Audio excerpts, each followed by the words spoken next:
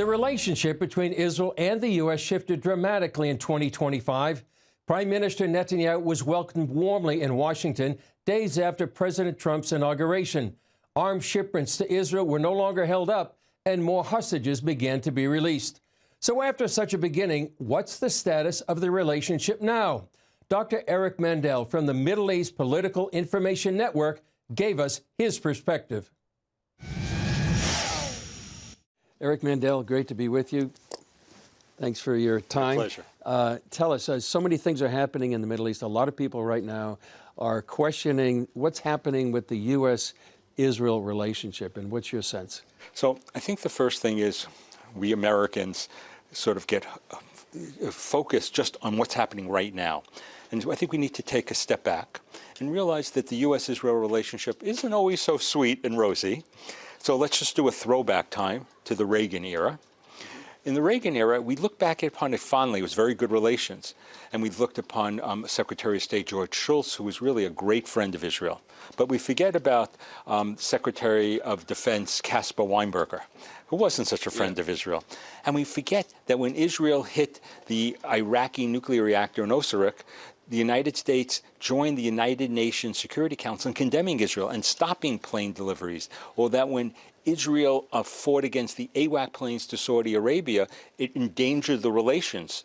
So yet they came back. So I think we need to think that you have relations can go ups and downs. Now, I think there was an over-expectation with President Trump because of all the positive things that he did in the first term. So in the first term, what did he do? He moved the embassy to Jerusalem. He declared Jerusalem Israel's capital. No other politician did that. Very brave. He said Israel's security situation must have the Golan, so he recognized the annexation of us there. He closed the PLO offices in the States because he said, look, they're incentivizing terrorism with their pay-for-slay program. So the expectation was he would continue doing these things. And the administration changed. He changed to a certain degree. And he is a very different politician than we've had in a very, very long time. He is much more in the isolationist camp, and those are the people he listens to more. He values advancing American foreign policy in transactional commercial terms. American idealism, American exceptionalism, values that the rest of the world looks upon us, is not a priority for him. The problem right now is Israel has some true existential problems, and he's here, and you can't just say, we'll just bide time if we're Israel going forward. You have to deal with them. So Israel's frightened. I can tell you this by talking with Israeli officials. Why are they frightened? When the president made a deal with the Houthis and left Israel out, when the president did not listen to Israeli advice to not stop sanctions so soon on the new strongman in Syria, al-Shara, until you got some reciprocity, protection of minorities there, for the Druze, Alawites, Kurds, and also maybe some armistice line with Israel, didn't listen. That he was not going to go behind Israel's back in dealing with Hamas, and then he did. Aaron Bowler, who originally kind of was, we thought, fired and now is back, making deals, and in the Washington Post in this week saying that he may abandon Israel if it doesn't stop its new offensive. And what's going on in Iran, which is maybe the most existential issue, the president wants wins, victories, and then to push it behind.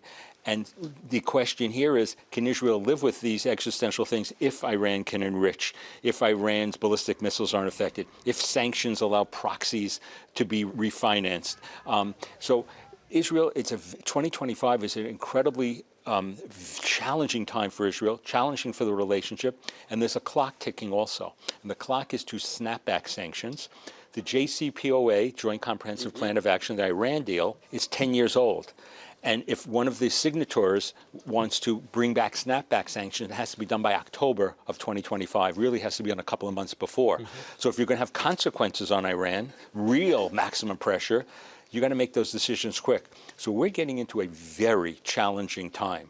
And then can Israel, if it needs to strike, existentially feels to do it, what will president's reaction be to that? Or if he signs a deal and they strike, can you imagine the wrath of the president?